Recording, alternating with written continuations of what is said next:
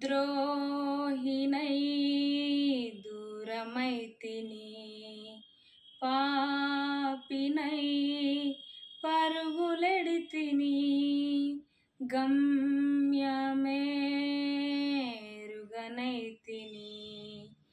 మరణమే శరణమాయెను, ఎంతో ప్రేమించితివి,